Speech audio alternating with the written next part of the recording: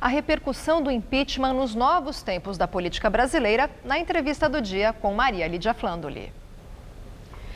Entrevisto o cientista político Rodrigo Prando, professor dos cursos de graduação e pós-graduação na Universidade Presbiteriana Mackenzie. Obrigada, professor, Obrigado por estar conosco. Professor, eu queria começar com a repercussão, do impeachment sobre o novo governo Temer.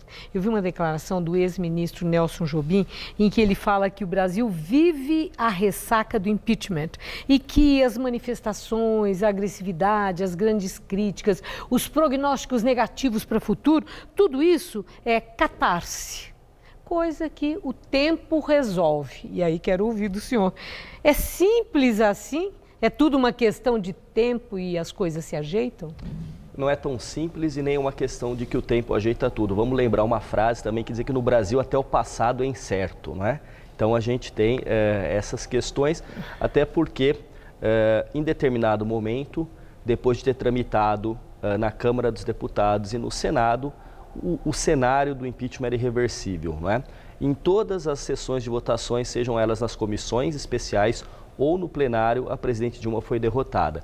E, em momento algum, a sua articulação política e ela mesma conseguiu reverter. Então, isso estava claro. Agora, a novidade que aconteceu foi no dia do impeachment, o fatiamento, sendo que ela foi impedida de continuar no cargo, mas não teve a inegibilidade e ela também não tem esta punição que é não exercer funções públicas. Então isso é uma novidade e claro que isso ainda vai repercutir na mídia e até nos fóruns, muito mais talvez dos juristas do que dos cientistas políticos, né? Porque aí entra numa questão jurídica. Mas não é simples.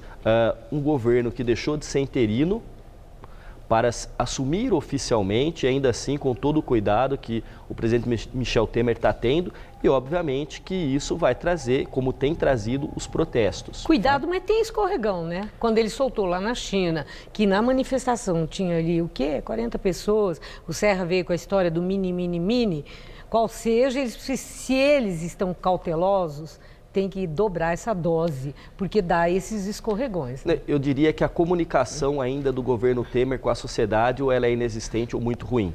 Né? Por exemplo, eu não reputo como muito inteligente a saída para a China naquele momento. Eu acho que ele deveria permanecer no Brasil, inclusive para responder e falar à nação. Mas é uma opção também, porque de qualquer maneira ele gostaria de estrear e de inclusive trazer investimentos para o Brasil.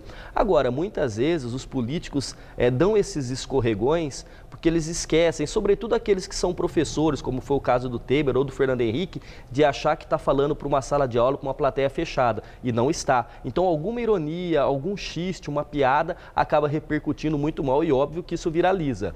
Bom, a presidente Dilma, né, na despedida, logo depois do impeachment, ela prometeu a mais dura oposição que o Temer teria de enfrentar. Os novos tempos serão de retaliação pelo passado? Ou temos indicadores de que teremos tempos de entendimento para a superação da crise e a construção de um futuro melhor? Bom, tempos de entendimento eu acho muito pouco provável.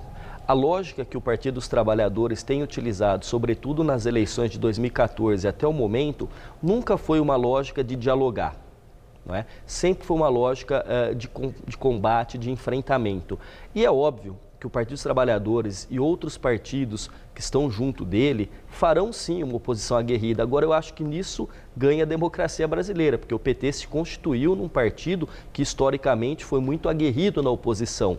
E o fato de ter sido o governo por tanto tempo, das benesses que está dentro da máquina do Estado lhe trouxe, talvez tenha deixado o PT um pouco esquecido de como é fazer uma oposição. Só que agora essa oposição é uma oposição daquele que historicamente sempre foi a pedra, mas durante muito tempo foi vidraça. Então o PT agora pode até voltar a ser pedra para quebrar a vidraça do novo governo, mas tem que se lembrar que há muito pouco tempo estava ali. Então tem que reinventar e tem que também usar de uma inteligência política para construir o discurso e novas narrativas. E as manifestações, essas fora Temer, diretas já, elas têm força política, peso para influenciar a votação no Congresso das medidas impopulares que as propostas e já o compromisso assumido por Temer vão levar, tipo as reformas, por exemplo, o ajuste fiscal, as manifestações terão esse peso, organizadas pela oposição? Força política tem, peso tem. Agora a gente tem que relativizar. E por quê? Porque a sociedade brasileira hoje ela já tem uma dimensão do que nós estamos vivendo. E como eu disse, o governo Temer ainda não veio se comunicar com a sociedade mostrando, olha, o quadro que eu herdei é esse. Vamos se lembrar sempre da ideia das heranças que o PT jogou nas costas do PSDB de uma herança maldita. O PT deixou uma herança para o Brasil que tem que ser apresentada. As manifestações são aquilo que elas devem ser, manifestações democráticas se contrapondo ao governo, jamais derivando ou descambando para a violência, não é? Pois não. Agora, professor, tem algo aí que chama muito a atenção e eu quero ouvir do senhor como que o senhor traduz isso. Qual é o significado dessa decisão do presidente Michel Temer não usar a faixa presidencial em cerimônias oficiais, com a posse, como a celebração do 7 de setembro, e também dele não querer aquela foto do presidente nas repartições públicas? Qual o significado disso? Simbolicamente, pelo que nós lemos, a desculpa dada é que a faixa não foi ajustada ainda para o corpo do presidente Temer. Mas me parece, segundo seus assessores, que ele está tomando muito cuidado, sobretudo com os símbolos da República. Temos a faixa, a foto oficial e até mesmo a moradia oficial do presidente da República, que ainda não é o Palácio da Alvorada. Então veja só, Temer está tentando se legitimar aos poucos dentro dessa seara. Quer dizer, ele foi votado como vice da presidente Dilma, só que para o reconhecimento, a comunicação dele para a sociedade brasileira, o símbolo, porque é a pessoa, mas é a figura da presidência da República. E o Michel Temer tem a formalidade inerente à sua formação jurídica. Então ele está tentando, me parece, não sei se vai ser exitosa essa forma de comunicação, de esperar que este momento inicial de certas agruras que estão acometendo a sociedade brasileira se acalme, que os ânimos sejam amainados para poder se apresentar com a faixa e com a foto oficial nas repartições. Porque nós já vimos nas redes sociais um carrinho com todos os quadrinhos da presidente Dilma com as fotos dela sendo retiradas das repartições. Então em breve estará lá. Bom, eu vi, professor, a declaração do vice-presidente dos Estados Unidos, Joe Biden, em que ele fala que isso lá em Washington, numa conferência, numa reunião do Banco do Desenvolvimento para a América Latina. Ele diz que o povo brasileiro seguiu a Constituição e que os Estados Unidos estão prontos a trabalhar com o governo Temer, porque a relação entre as democracias que são parceiras não é relação entre líderes, essas são as palavras textuais de Joe Biden, e sim relação entre os dois povos. E também na OEA houve uma declaração de reconhecimento da democracia do Brasil, da liberdade de expressão e de associação, que tudo isso nesse processo de impeachment foi respeitado e respeito à Constituição. O que eu pergunto é o seguinte: repercutiu negativamente o processo de impeachment em muitos jornais de peso internacionais. De repente nós estamos vendo figuras, autoridades institucionais com declarações dessa forma, com reconhecimento da legalidade e legitimidade de todo esse processo que culminou no impeachment. O que isso significa para as relações internacionais, para os investimentos, para a imagem do Brasil? Que peso tem? A condição de interinidade deixava o governo brasileiro em compasso de espera.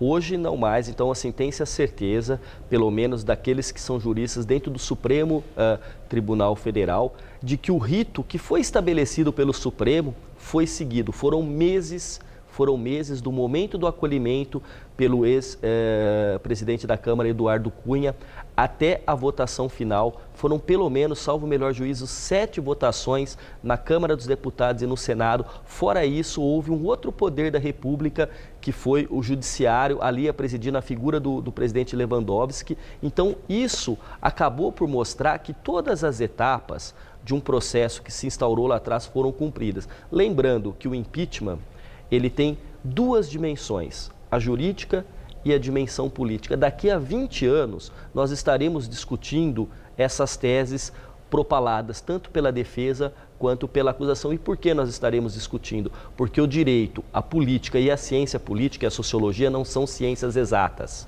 Caberá sempre interpretações a respeito disso. Ao que nos parece, essas declarações internacionais dizendo que os ritos foram cumpridos e que a democracia foi respeitada, dá sem dúvida nenhuma credibilidade e peso a esse governo que ora se inicia. Sobretudo porque os elementos relacionados à expectativa que se tem do governo para os atores econômicos, sejam dentro do Brasil ou fora do Brasil, são importantes. Então, são declarações que, obviamente, são muito bem articuladas dentro do Ministério das Relações Exteriores, a fim de se dar uma roupagem de credibilidade para esse governo que se inicia.